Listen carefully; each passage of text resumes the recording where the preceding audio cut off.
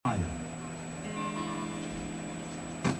ating kolumnista on the air, Kariki Quezon Abansenya. Kariki, good morning. Magandang umaga po sa kanilang lahat, sa ating mga tagapakinig at sa iyo, Casel at Tess Ramirez. Magandang umaga po. Good morning, Kuya Ricky.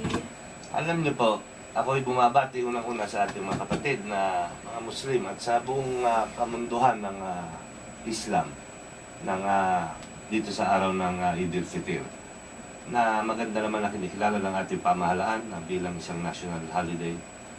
At ito'y nasasakop naman sa loob ng buwan ng wika na ating ginugunita tuwing buong buwan ng Agosto. Kaya ako'y natutuwa, Casel, na alam niyo nung huling linggo kaming nag-teacher dito ng mga musikero na mga local lahat, yung ating mga Pinoy Blues Jam. Dami tumawag sa ano na yun. Natuwa sila, no? Oo. Eh ngayon yun na yung mga ating mga composer tsaka ating mga banda, mga musikero. Tinatawag natin, dinidevelop din natin ng musical tourism para sa ating bansa, no?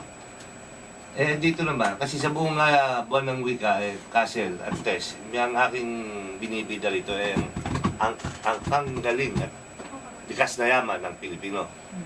Ang ating talino at galing.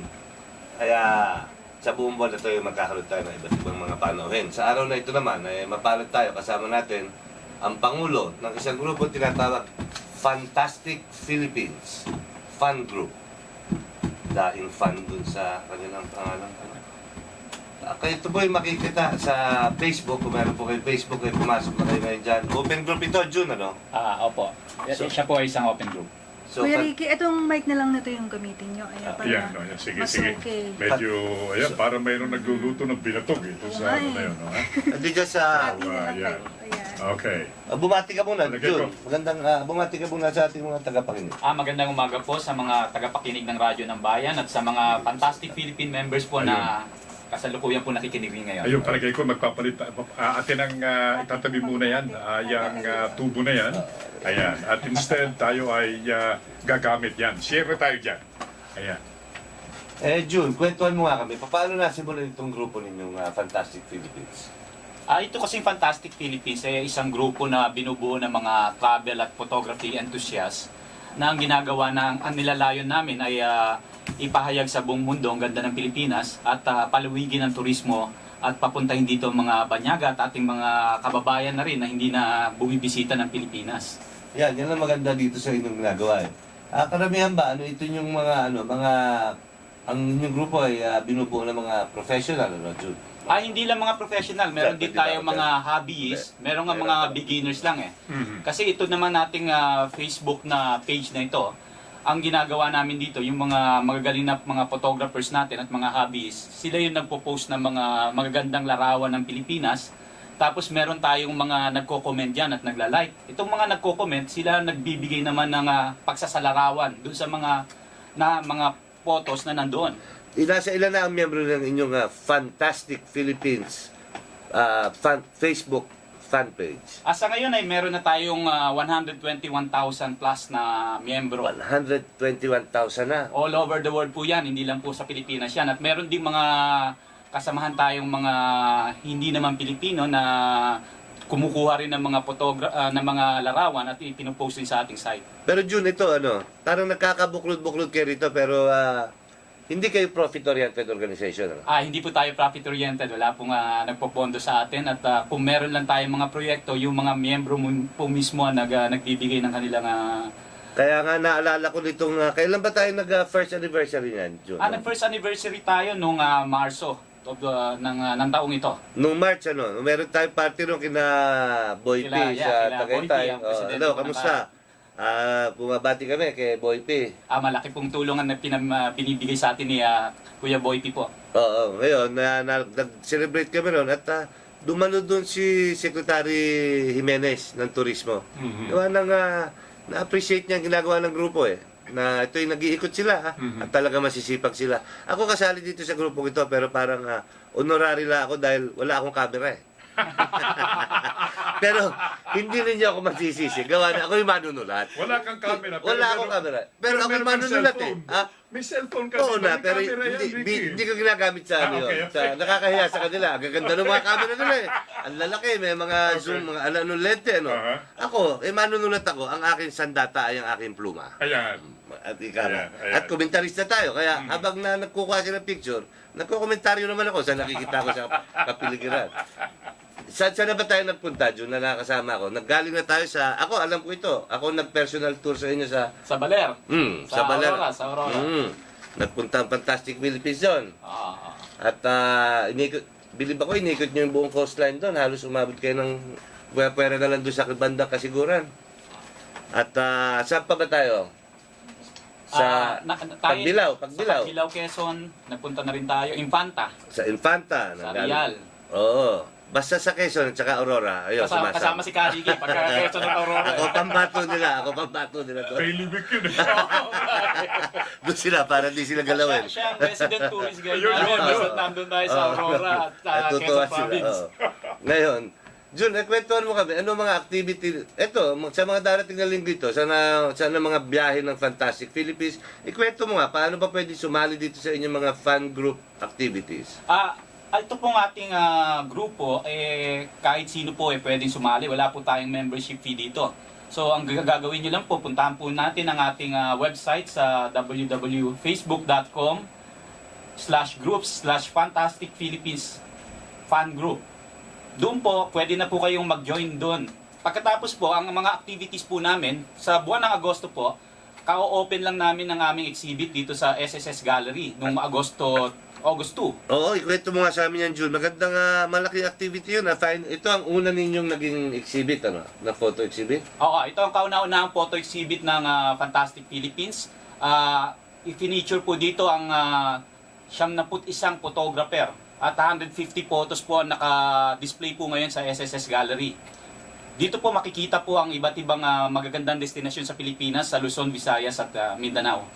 150 photographs, Pinagpilian yon doon sa lahat ng inyong mga sinasubmit kayo din mga miyembro, ano? Opo, marami po yung nag-submit Mga 1,000 po yata yung naisubmit na photos at meron po tayong 5 curators na magagaling sa kanilang field of expertise na pumili nitong 150 photos na ito. Kung di ako nagkakamali, ito si George Tapa na kilalang photographer. Isa ba sa mga curator si George? Hindi po. Maraming ginagawa si Kuya George ganun. Pero si George Tapan po, siya po ang pumili ng mga the best photos nung exhibit. At meron po siyang piniling 10 larawan. At 3 sa larawang ito ay pinagkalooban ng cash prize. Ba, may competition pala, no? Nagkaroon po nung opening po, 3 po ang pinili na pinakamaganda sa mga photos na nakadisplay. Hindi naman ikaw ang nanalo. Hindi naman. Si Chelly actually. Si Chelly ba? Si Chelly ang ikatlo. Binabati ako kay Chelly Ridon Castellano. Si Chelly, tiga New York ito, na galing sa Laguna. Siya po ay isa sa mga co-founder po ng Fantastic Philippines at nakabase po yan sa New York. So I'd like to greet Chelly and her hubby Dr. Castellano. Kamusta kayo dyan? Sila tiga New York, pero umuwi si Chelly dito. Nanalo pala si Chelly. Nanalo siya ng ikatlong place. Tess, baka may katanungan ka kay June. Oo, kasi from my end, nakikita ko yung mga pictures, ang gaganda. Pwedeng gawing wall photo sa ano yun, Yeah, pwede naman gawing wall photo siya. Marami nga ang... Wallpaper sa cellphone. Pwede. Oo. Ikwento mo kung paano yung proseso. Hindi ba hihingi kailangan humingi ng permiso? Yeah. Kung may gagamitin kayong mga photos na nakapost doon sa aming Facebook site, kailangan lang na humingi tayo ng permiso sa photographer at sila po nagmamay-ari ng mga larawan na yun Pagkatapos, bibigay naman yun. Pinahihiram naman natin Wala yan, naman no? po tumatanggi. Mababait po ang ating mga kasabi. Gusto nga natin sumikat, no? Gusto nga natin sumikat, no? At tapos ngayon pong Agosto rin po, mag-o-open po yung exhibit naman po natin. May extension po itong exhibit na ito sa Davao, sa Abrisa Mall, kasama ng selebrasyon ng Kadayawan Festival. Ito po ay mag-o-open sa August 19 at naka-display po sa Abrisa Mall sa Davao hanggang August 31. So, makasaysayang araw yun, August 19, yun ang pinaka-puso ng buwan ng wika, gawa ng yun ang kaarawan ng yumaong Pangulong Manuel Luis Quezon. Na Correct. siyang ama ng wikang pambansa. Correct. Kaya maganda yun ninyo, tsaka kasabay ka mo ng Kadayawan Festival. Ang Kadayawan po ay sa August 17 and 18. Pero buong buwan po na Agosto talaga ang Kadayawan Festival. Kadayawan sa Davao Sa yan. Davao po yan. Pero palagay ko yung street activity nila ay malamang na i-cancel eh. Yun nga Yun po ang eh. binabalak ng no less than the mayor ng Davao. Doon na lang kayo sa indoor dito sa Sa exhibit Brisa. nila.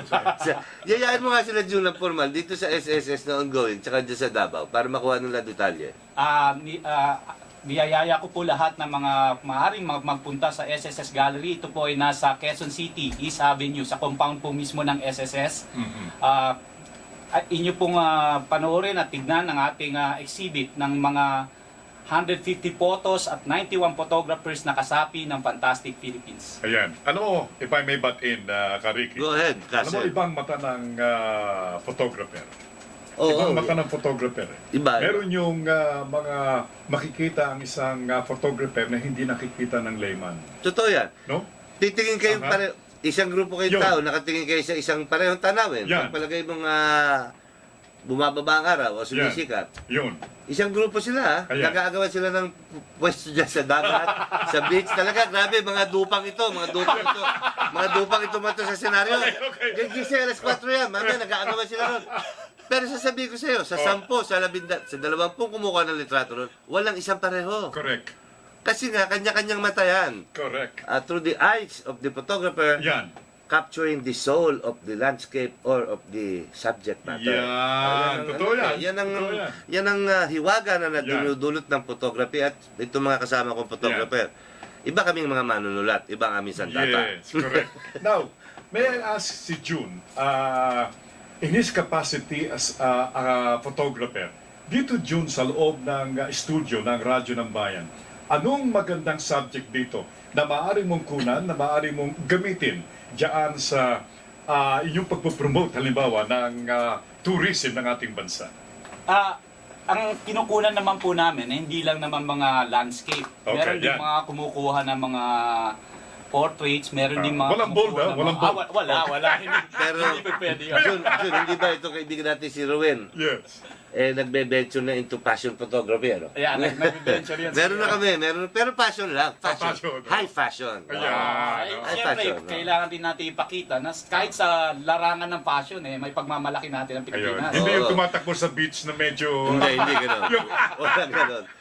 Ngayon, alam mo, sa katanungan mo yan, Castle, tapos na, di ba nag-picture taking kami rito? Mamaya Okay. nakapost na sa page namin yan, Okay. yung mga picture natin dito. Ayan. Para, kailangan naka-multimedia tayo ngayon eh. Ayan. Diba? Pero hindi ako nakasama. Sama ako mamaya. Kasama ka, kinunan ka namin. Kaya humihingi na ako ng permiso, gagamitin namin yung imahe mo. At lalabas na mamaya nakasambulat na sa Facebook yan. 121,000 ang makakakita niya. No? Hindi lang 121,000 kasi ang ating site po ay open. So yung Okay. 121,000, yan lang yung makakapag-post at Aha. makakapag-comment. Yan ang mga Pero miyembro. No? lahat ng dumadaan sa site na yan, pwede nilang tingnan yan kahit Wow. hindi sila kasapi ng grupo. Kita ko So pa alam mo, naman. pero seryoso nga, no? Isipin mo yan, kung 120,000 worldwide, di exponential yan. Okay. No, yung pamilya nila. Gaya niya si Chelly, yung kaibigan namin, kung bumiyaya, kasama, kung hindi makasama yung asawa niyang busy yung doktor na may iwan sa Amerika, kasama niya yung mga anak niya. So para mga pamilya, bumabiyahe. Ngayon isipin mo, no, exponential, di ba? Times 5 siguro, per member of the family na makakakita. Tama po yan, Kari. Tapos open group yan, kaya kahit sino pwedeng pumasok dyan. Pwedeng makita lahat ng larawan at mga nakapost. Kaya isipin mo, milyon ang inaabot ng reach nitong Fantastic Philippines fan group. And this is all just for the love of photography and of our country, ano, Jun? Totoo po yan. At isa pa po sa mga activities na ginagawa namin, halos buwan-buwan yan, nagtitipon-tipon po yung mga photographers. Pagkatapos may pinupuntahan po kaming isang location. Katulad nga ng sinabi ni Kari, nagpunta po kami ng Baler Aurora. Okay. Kukunan po namin lahat ng magagandang spots yan. Oho. At pagkatapos po, ipopost namin at ipipicture sa ating page. Kaya pinasisikat po natin ng mga probinsya at mga lokasyon na napakaganda dito At sa ating magugulat kayo, pag pinost na nila yun, gaya nung nagpunta sila ng Baler, ang daming picture. Isipin mo, 15 ata sila, halos o 20 na photographer. Paglabas dito sa page nila, ang daming magko-comment o nagtatanong, nasa ba yung mga lugar na yan? Okay. Ano ba yan? Mamaya may nagpunta na ron at sumunod. Ayun. Pinopost na rin yung mga picture nila. Ganun nga. Yan ang mga kadalasan na tanong pagkatapos namin mag-post. Paano ba pagpunta dyan? Magkano ba? Oh, Ano yun ba naman- ang sasakyan? Yun namang natutunan nila, mga kaalaman nila, pinapasa naman nila sa iba. Kita mo nga naman yan. Ganyan ang dapat na ginagawa ng ating mga mamamayan. Sa halip na tayo aangal Correct. sa at kundi naman lagi nating hinihingi ang sagot ng mga suliranin sa ating pamahalaan. Alam mo, sa Ricky, if I may butt in again, maganda yung, in essence, yung kanilang ginagawa. Sapagkat ito binanggit ko na hindi lamang iisa o dalawang ulit kong binanggit sa programa. Itong gawa na negatibo ng ilang mga bansa. Kukunan itong mga batang namumulot ng basura, naghahanap ng pagkain sa basura, siyan lang ipopost sa kanilang website. Aba, nakaka-apekto ito. Hindi ba? Bakit hindi mo kunan yung mga nagtatayugang mga building sa Makati? Pakita mo kung ano ang Pilipinas. Ang kinukunan yung mga batang namumulot ng basura. Hindi naman natin mga papakailan talaga nangyayari yun. Okay. Pero hindi nga lang sa dapat yun. Pilipinas, Ricky. Correct. Hindi lang sa Pilipinas. Correct. Sa Rome, ang dami. Yun nga po. Sa ibang bansa nangyayari din O po sa naman Rome, yun. sa New York. Oo. Yung mga natutulog doon sa bangketa, may hawak pang bote. Kaya- Sumarisip. Pero alam mo yung mga tour natin, alala ko doon sa Infanta, ang pinunta natin doon resettlement. Mga simbahan na lugar. Tapos meron silang livelihood. Yung gumawa sila ng high value crops doon, na mga nakatakip yung kanilang mga nursery tsaka mga garden doon, di ba? Vegetable garden. So, yan ang isang aspeto rin yan. Titignan mo kung may kabuhayan silang nabibigay. Pero yung mismong pagpunta pa lamang doon at pagkalat sa lahat sa buong mundo, ang kagandahan ng bayan natin at ang mga iba't ibang mga nagagawa sa lugar na ito, malaking bagay na yan. Yan, Correct. napakalaking bagay nung Correct. May tanong ako kay Kuya Juan. Mr. Juan, lahat po ba ng gusto mag-post ng photos din sa website nyo, tinatanggap nyo? Or ine-edit nyo muna bago? Pwede ka pong mag-post, pero meron po tayong mga 25 admins all over the world din po to, no? Na tumitingin po at pagka meron pong hindi ka nais-nais na nakapost, dinidelete po nila yan. Ine-edit nila. Opo. Okay. Hindi po kasi namin maiwasan na mag-post muna yung mga tao eh. So, pagkatapos na mag-post, pag nakita ng mga admins namin na hindi yata maganda ito para sa turismo ng Pilipinas, tinatanggal po yan. Wow. Yun ang dapat kasi, di ba? Hindi Dapat. lahat maganda yung ikakalat ng mga pictures. Oo, dapat. Well, hindi naman sabi nga ni Kariki, katulad ng binanggit ko kanina, hindi maalis yung because everywhere in the world, meron yung mga batang namumulot ng basura. Correct. Yung nga on the eyes of a photographer, magandang kunan yan Pwede Totoo po naman. yan. Natutulog Totoo sa po bangketa, ang gandang subject niyan. Correct. Yung mga natutulog sa ibabaw ng kawad ng kuryente. Yeah. Napakagandang subject niyan, di ba? Oo. Pero conforme, Opo. kung paano mo ititreat yung photo. At saka para po sa amin kasi, yung site po namin, hindi po naman po kasi ito ang venue para sa mga ganung mga larawan. Ayan. Ito po kasing site namin, nagpro-promote po ng turismo. Correct. Kaya as much as possible, ang nakalagay po dyan ang kagandahan ng Pilipinas. Exactly. So, ganyan na po lamang. At ako'y nakikiusap din sa lahat ng ating mga provincial at saka municipal tourism officers. Makipag-ugnayan kayo dito, pumasok kayo sa Facebook page ng Fantastic Philippines. At darating ang panahon na kumakatok na rin sila sa pinto ninyo at pupuntahan kayo ng mga yan. At maganda na meron kayo isang programang nakahanda o nakalahat kung ano sa inyo sila dadalhin. Gumawa na kayo ng isang package ng magagawa sa 1 o 2 araw. Yun. Kasi Ang aming pong susunod na fan meet dito po sa Subic at Olonga po. Sa ika-21 ng Setyembre po. Gandang subject niyan. Oo nga po. Gandang Nakikipag-ugnayan subject. na po kami sa tourism board ng Subic at Olonga. Abay, umandar yung aking pagiging negosyante. Wala ba kayong balak na gawing postcard yung mga kuha ninyo? Meron pong mga lumalapit sa amin na gustong gamitin ng aming mga larawan. Kinakausap naman po namin sila ng isa-isa. Ayun, sapagkat makatutulong ng malaki yan sa Opo. pag-promote ng turismo ng ating bansa. sige, Jun, bumati ka nga sa lahat ng mga officer natin. Baka may Yeah. nakalimutan ako. Kina Sila Papa Jet, si Si PJ. Papa Jet po, yan po ang isa sa mga masisipag na admins natin. Ang Oo. mga admins po natin na nasa ibang bansa, si Beth Borja, Oo. si Chelly, Si Chelly. si Kuya Jerry Susvilla na nasa New York din po. Oo, at si Jerry naman na De Leon. Jerry De Leon po, isang Na- sikat na composer, isa po sa mga admins namin. Oo, si Oh. D. Jerry De Leon. Si Jerry De Oo. Leon. At sino pa? Sino pa Sila, natin? Samantalahin natin. Si Maak po, si Christian, Oo. sila si Roy San Juan po. Oh, yeah. Pagkatapos sa Cebu po, nandun po sila Ate Loli po. O sige, Jun, yayain mo sila sa huling pagkakataon dito sa SSS at sa Davao. Para malaman. Inaanyayaan po namin kayo na magpunta sa SSS Gallery. Ang aming pong exhibit ay naroroon magmula ikalawa ng Agosto hanggang katapusan po, hanggang ika-24 na Agosto. At ang exhibit na ito ay may extension po sa Abrisa Mall sa Davao, magmula ika-19 ng Agosto hanggang katapusan po ng Agosto.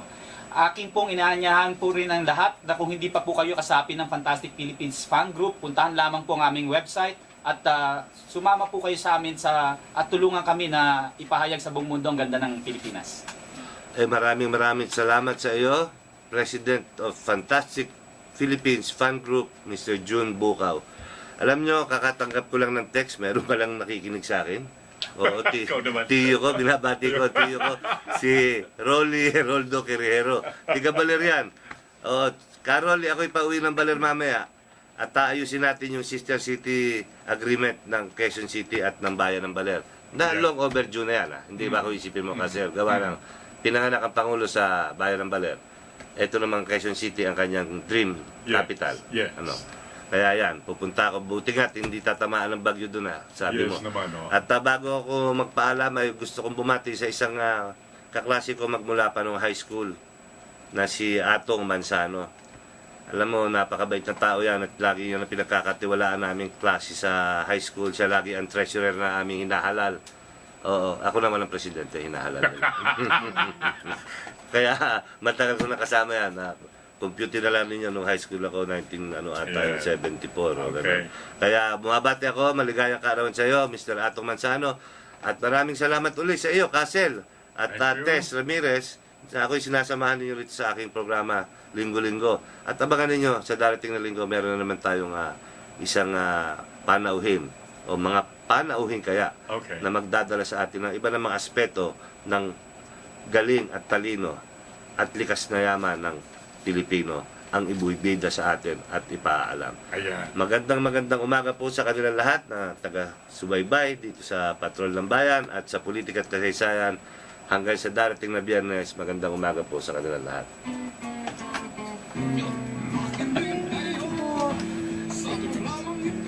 Thanks. Osel, thank you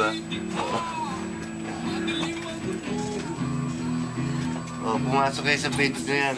Hindi ka ba nagpe-Facebook? Wala na akong account ngayon. Pero maraming salamat sa inyong pagkikinig sa ating mga nakasama, mga nakatulong sa inyong pong palatuntunang Patrol ng Bayan Morning Edition. So, Tess, see you Tuesday. Tuesday again. Maraming salamat po.